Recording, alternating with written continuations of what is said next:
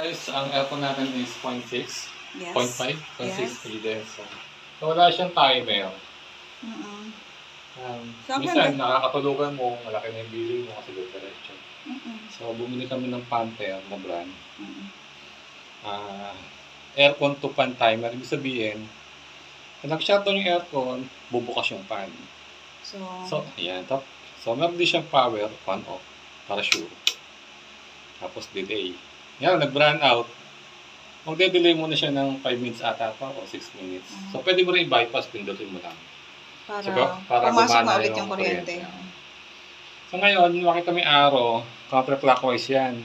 Kung gusto mo nang iset na, halimbawa, Right. Itong B pala, ibig sabihin ng B, while, ano yan, continuous operation yan. nung aircon. Ang aircon, sabihin, kung ayaw mong timer, mag-B ka lang.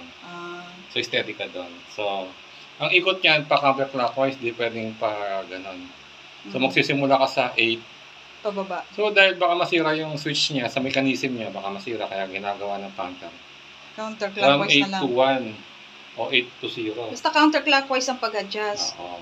Okay. Ngayon, ang una mong gagawin, kailangan mo muna isaksak yung aircon. So, siyempre, ito siya. Bakit? Kasi para di mabigla yung aircon.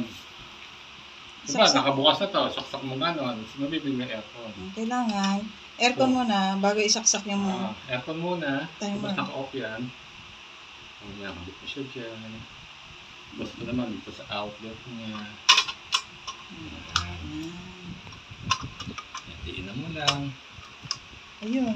Muna. Boom. Nilitikin mo pa. So, off nyo muna siya. Ayan, off muna. Bago isaksak yung Aircon. para Safe. hindi magulat yung pagpasok ng kuryente. Hindi mabigla. Yes, correct. Okay, then, i-turn on na natin. Turn on natin. Okay, Naka-delay siya kung napapasin mo. Oo. Kasi yung function niya, kaya nag-brand out, Hindi. biglang sumindi yung kuryente, hindi siya dediretso sa aircon agad kasi naka-on yung aircon mo eh. Automatic naka-on yan, di ba? Wala naman kasi siyang timer. Wala siyang delay, kaya gumagamit tayo nito. Para yung Pero ito aircon yung mo, controller mo. niya. Okay. So yun. So pwede mo siya i-bypass. Yan. So yun. Pwede ka na mag-set.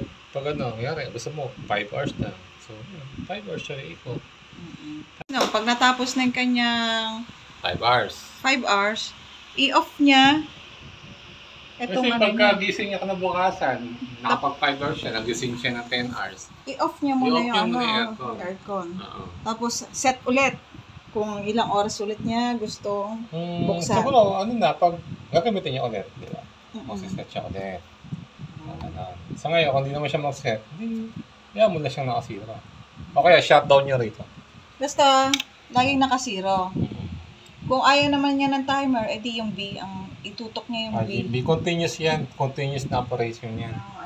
Pero dito, since na ginagamit mo yan kinabukasan, so kahit na mag-zero na yan, nakailaw pa rin power niya.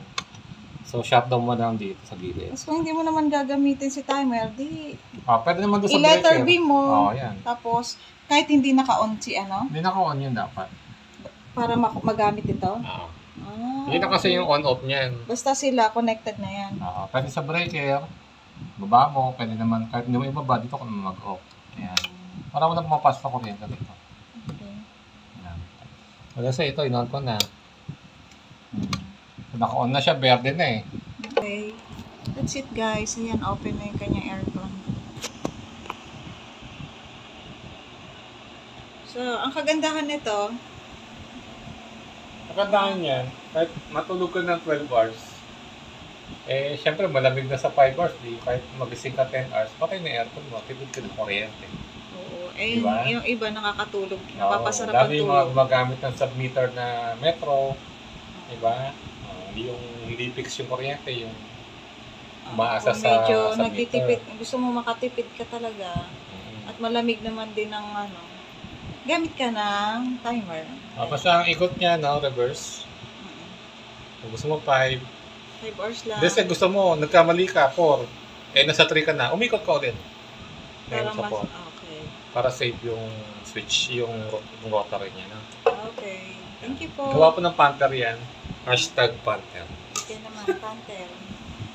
That's it, guys. Thank you. Thank you.